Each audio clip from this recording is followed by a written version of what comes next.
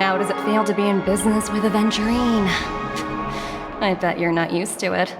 That's just his style. All or nothing is his mantra.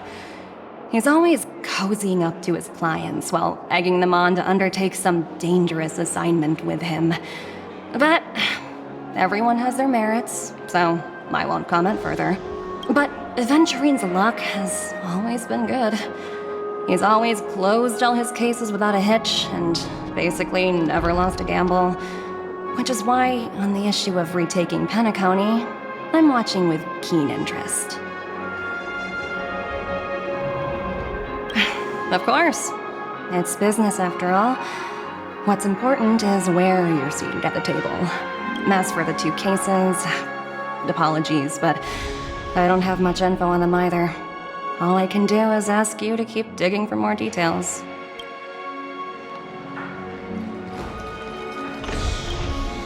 We're carrying out our captain's orders.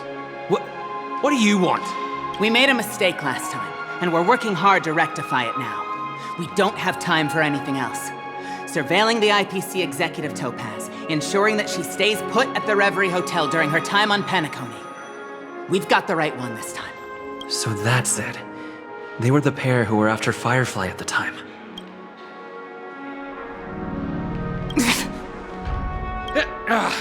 It's you again. Back for more trouble? We're not afraid of you this time.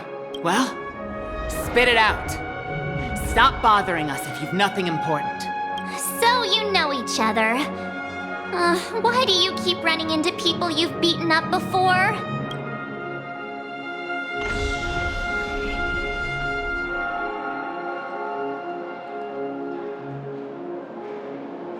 That's right. We're investigating a murder for the family. Can we speak to your captain about the case? Well... Hey! The security officer instructed everyone to shut their traps before he returned from Dream's Edge. What murder? You'd better stop spouting nonsense. Yeah, that's right. We have nothing to report. Please leave.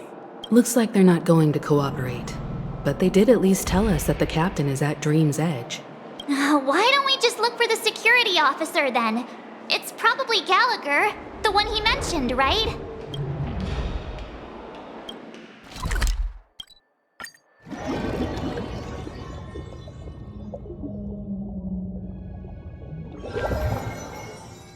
Such tight security. I bet they're stumped by the case as well. Constructing dreams. Gallagher. Gallagher. Where could he be? Apologies. The Bloodhound family is running an investigation up ahead. No unauthorized personnel allowed. Hold on a minute. I think I've seen you before. The gray-haired one. How much trouble have you stirred up exactly on Penacony?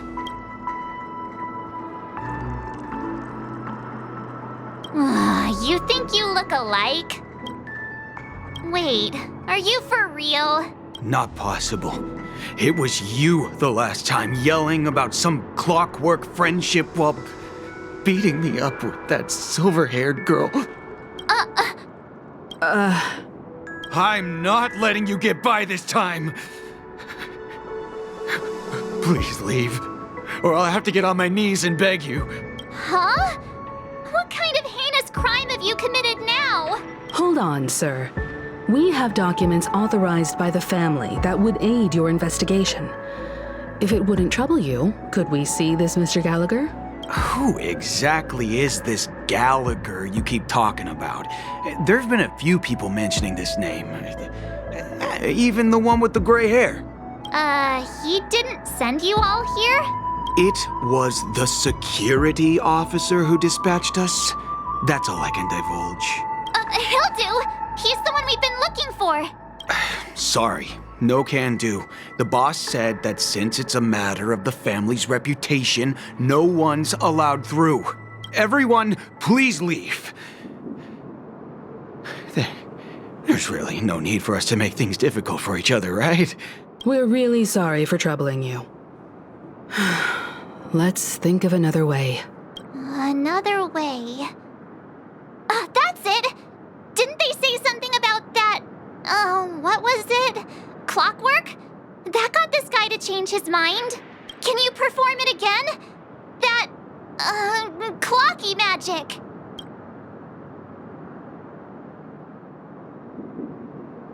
It's not bad if we're resolving a misunderstanding.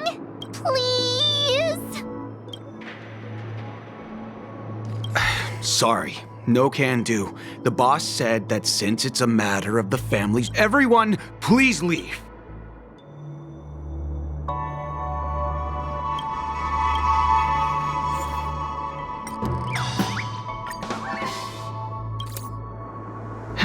Let me see what time it is now. Whoa, it's this time already. What time to clock out? And no one's gonna stop me. What? Huh? This clockwork trick of yours, it's kinda dangerous.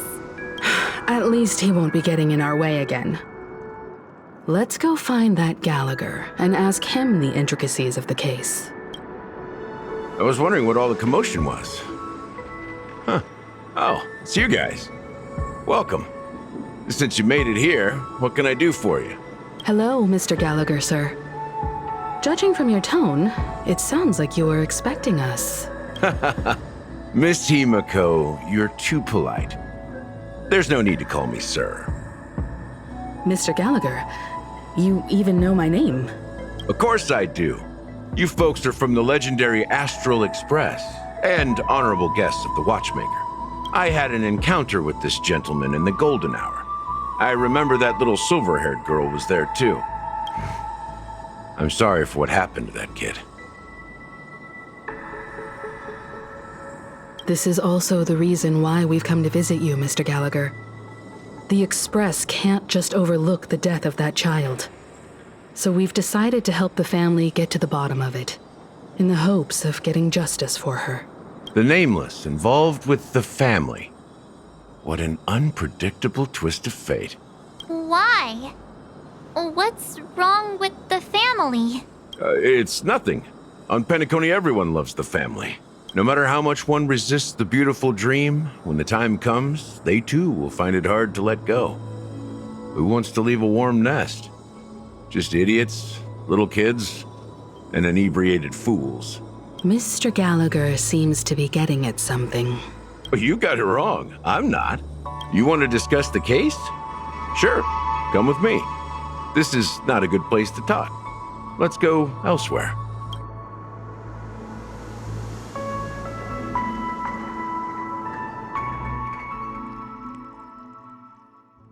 Even after that chilling tragedy, this dream is still running effortlessly. Other than the family of the Harmony, it's hard to imagine any other power in the universe that could sustain a building of such magnitude. The family itself is a huge, perfect building. Like a living idol. Each member of the family sees themselves as a piece of the divine puzzle, revolving around a singular core and a shared ideal. Under their command, they loyally fulfill their roles, offering themselves while also receiving sustenance in return. Interesting analogy.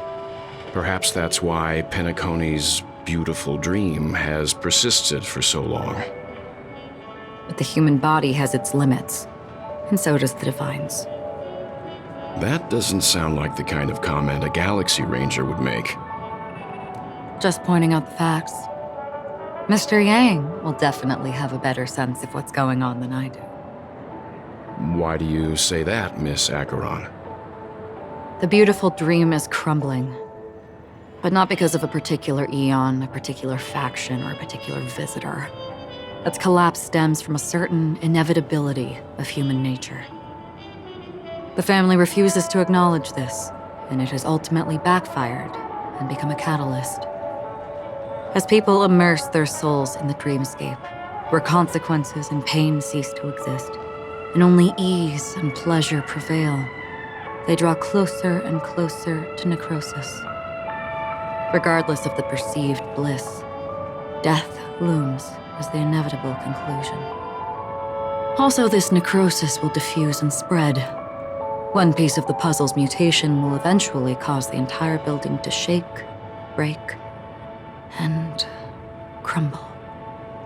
In the end, the dreams that people built in the name of freedom became the cage that imprisoned them.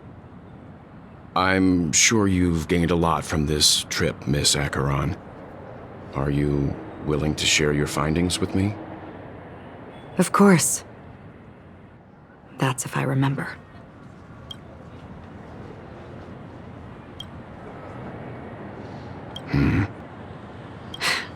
Don't mind me. It's just a habit. Owing to events in the past, I've become easily forgetful. It's only when this sword is unsheathed that those hazy memories start to become clearer. Take your time. That should do it. I vividly remember everything that occurred on Penacony. Ask away. The moment of daybreak. I've heard that's where the Dawn Factory, which processes the foundation of the dreamscape, is located. Behind the dreamscape's song and dance stand many imagination factories. Workers create all kinds of whimsical works day in and day out in their dreams. Then they return to reality and sleep on a narrow bed in a room. A far cry from luxury. They say it will suffice. Experiencing the bizarre and motley dreamscape is the best reward. There I encountered a young woman who had just come of age. The perfect time to indulge in beautiful dreams. Her greatest wish was to one day move to the golden hour and see the magnificent garments she had woven with her own hands. For certain reasons, her wish was difficult to fulfill. But I managed to bring her a garment. Gilded Hour. It's said to be Penacony's currency center. Yes, it is a fortress-like financial city, the economic heart of the dreamscape. The Pepeshi people of the Alfalfa family are there to keep it running, sending blood that is made from money everywhere on Penacony. Everyone there is exquisitely dressed and always in a hurry. The greatest wish of the local Pepeshi people is for their future generations to work in the Gilded Hour. I've never met anyone who is willing to talk. I could only stand at the crossroads, watching crowds of people hurrying like the wind through the jungle of steel, only to deposit the alfalfa credits that they'd earned into the bank's vault. I don't know if they would open the vault door, but before I left, I witnessed a well-dressed Pepeshi person plummet from the sky, while those around him continued on their way, unfazed. I hear the Blue Hour is very romantic. Do you have any tales to share? Perhaps Mr. Yang has heard. There is a large boat called the Eventide, anchored along the Sea of Dreams, where soft music and dancing persist endlessly every night. I ran into a wizened lady there. She was at the dock, waiting for her long-departed lover to return, waiting for countless hours within time that stood still. In the humid sea breeze, she spoke of her own youth. Like many who desired wealth and love, they came to Penacony to pursue their dreams. Alas, her lover's consciousness was lost in the dark depths of the Sea of Dreams. Finally, she suggested we continue our conversation on a boat in the shallows. I agreed and boarded the boat with her. But she never said anything. Her eyes absent-mindedly gazing at the horizon for what seemed like forever. Finally, we retreated to the beach. The dreamscape of chic, luxury, and consumerism, the moment of dusk. My companions have been there too. Then you all must have seen those who are attempting to realize their dreams. Or have realized them. Scattering money as if it were dust and betting it on all or nothing. Everything has a price, and everything can be bought or sold. Even dreams themselves. I saw an Intellitron there who was preparing to auction himself. When someone wins a bid under stipulated periods and rules, he would do the buyer's every bidding, becoming that person's very possession. That Intellitron had been auctioned off a dozen times, and I participated in his 13th. That was the grandest banquet I had ever attended. But never again did anyone cast another glance at him. This time around, there were no successful bids for him. This is what I've seen and heard along the way. Someone once said to me, Penacony wasn't like this a long time ago, nor should it be. I've traveled through the reality and dreamscape of the planet of festivities, watched the tides of night rise and fall when time stopped for people, where the spirits of the rich and impoverished remain forever fixed on their own scales. This is why I think the collapse of the beautiful dream is inevitable. There might be a way to change everything. Perhaps. But if this is indeed the world that people desire, if this is precisely why life chooses to slumber, should we still seek to change it?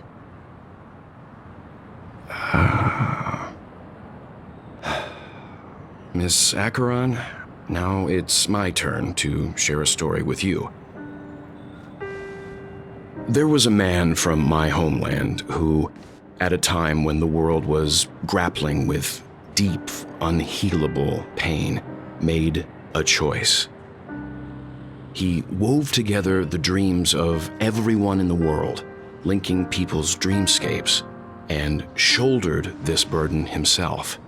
From this, he created a giant, a spiritual atom. And since that moment, the giant stood between heaven and earth, becoming the pillar of the world's existence. As a price, those who found it hard to move forward, who could not advance, forever lost their future. They slumbered in a dream, devoid of disaster and pain, living out their days peacefully in the man's created utopia. And it is because of the wishes of those people who wished not to awaken that this spiritual atom became unbreakable. And yet, you stand here right now, which also means that man failed.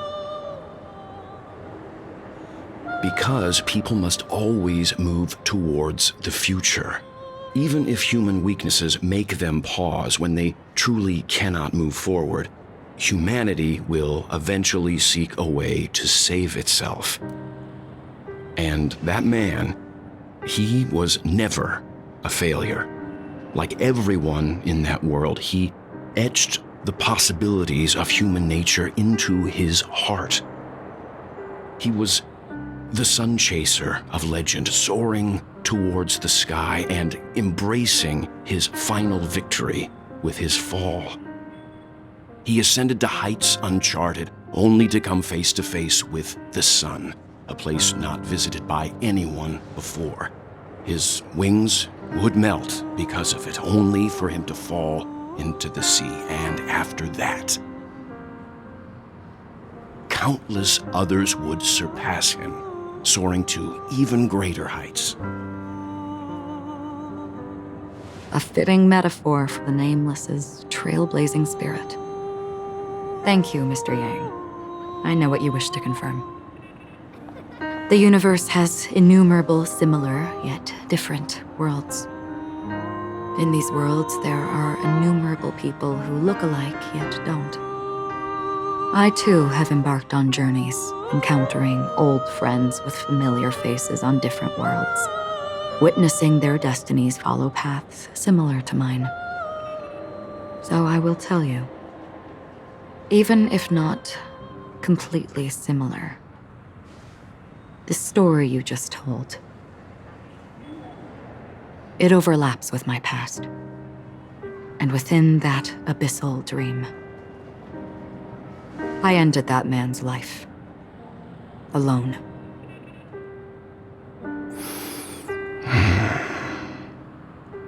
I am not who you think I am, nor will my home be as fortunate as your world. I am sorry. It's fine. I don't mind, so long as I can alleviate your suspicions. There's something I still wish to know, Miss Acheron. Under that representation of the hunt, exactly what sort of power is it that has motivated your solitary journey thus far? Mr. Yang, before answering that question, I wish to continue the previous topic. I like your analogy very much.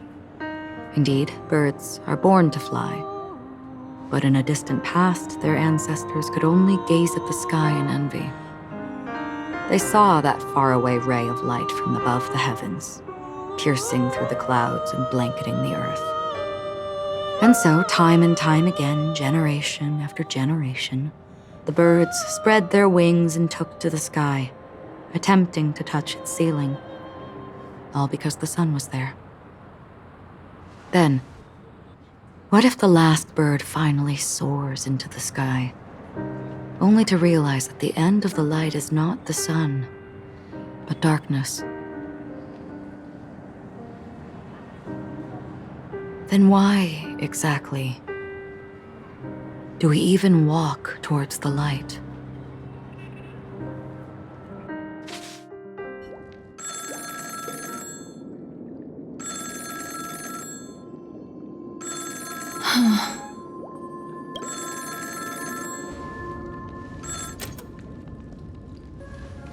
Long time no see. Having fun on Penacony? Acheron? This voice, it's not Constance. Could it be her companion? Though I don't know exactly what you are, or what you're up to, my bullets will find you. Until then, you best find a casket store on Penacony and ask the owner to reserve a good quality casket for you, imposter. Imposter? I see. She gave my whereabouts to someone who's tracking Acheron too. Who are you? Huh? Did I make a mistake? Who the heck are you? I'm the Garden of Recollections memo keeper. Not bad. This is the kind of tough challenge I like. You that imposter's bodyguard? Never mind. It's fine. I'll leave a round for you. So get that forehead clean and wait for me. I don't know what you're talking about, but you know Acheron, the Galaxy Ranger, yes? I have something to ask you. Are you asking me to write your will? Sure. Go ahead. Not quite. I only want to ask, how exactly did she become a Galaxy Ranger? She's clearly not a path strider of the hunt, but you are, aren't you? Tell me, what's Acheron's deal? Sure. Heck, never thought I'd come across an ally. What a stroke of luck. Well. I'll be on Penacony soon.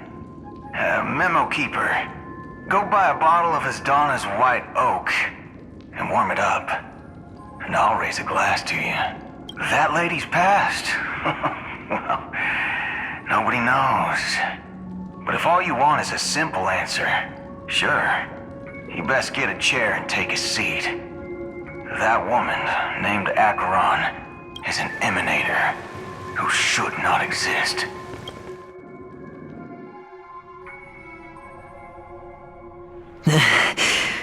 You look pale. Or is that also part of your act? I didn't think you'd have the nerve to show yourself. I thought this was exactly what you wanted. After all, I faithfully fulfilled my duties as you instructed. Just tell me if you can't hold on any longer. So, the genius of the Council of Mundanites wants to be my Undertaker now. What an honor. Yes, and I'm pretty sure the people at the Strategic Investment Department would love to be notified of your death in due time. But let's not forget, you won't be seeing them, because I'm the manager of this task. Great. Then tell your people that Aventurine is ready to go in 17 system hours. Oh, you've got a lot of nerve. How exactly do you plan on completing your task while your hands are tied by the Harmony? My conversation with Sunday convinced me that there's a traitor in the family, and that they hold the secrets of Penacony. So, I took the opportunity to set everything in motion. I even managed to recover the gift money. Things haven't gone this smoothly since I walked through the doors of the Reverie. Now I'm only one step away from victory. Let's just wait and see. Sounds like a very elaborate way of saying that you failed. That's all I can say. Have you forgotten, Doctor? You betrayed me. Go. Do what you must. I look forward to the sight of the IPC fleet surrounding Penacony. You've achieved what you desired, haven't you? That's true, but what's your plan? Did you conceal an orbital support beacon in that gift money bag? Well, who knows? Maybe that's why I'm handing out cash even when I'm about to bite the dust. You are indeed a gambler. An insane one at that. Well, maybe I am. Who knows? Fine. Here, take this. Open it when you're on your last legs. You'll thank me. What's this? Medical advice?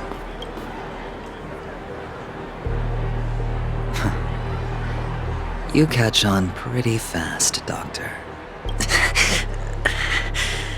Asking me to solve a case without giving a single clue. How typical of you, you wing-headed scoundrel.